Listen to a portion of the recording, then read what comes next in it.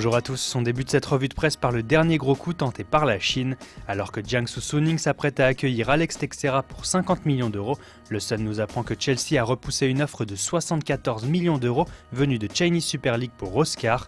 Mais le tabloïd affirme que les clubs chinois comptent vite revenir à l'assaut pour le Brésilien, mais aussi pour Yaya Touré.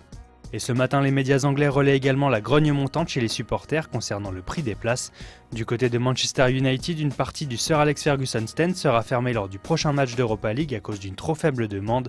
Et le Times croit savoir que plusieurs groupes de supporters de Liverpool quitteront leur place à la 77e minute lors du prochain match en signe de contestation, une première chez les Reds.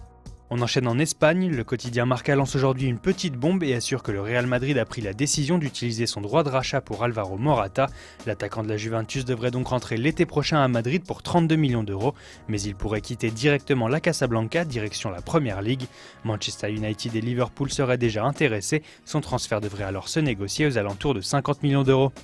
Et pendant que le Real a les yeux tournés vers le prochain mercato, le FC Barcelone prépare une nouvelle humiliation pour son éternel rival. À en croire As, les Blaugrana demanderont à jouer leur finale de Coupe du Roi au Santiago Bernabéu, l'antre du Real, histoire de soulever un nouveau trophée sur les terres de son ennemi. Justement, en Catalogne, on n'a pas fini de s'extasier sur la performance du Barça lors de sa demi-finale de coupe.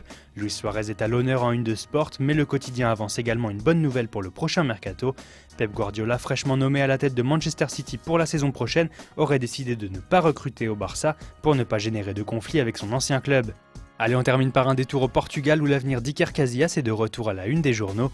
Quelques mois seulement après son arrivée à Porto, le gardien espagnol pourrait choisir l'exil vers les États-Unis.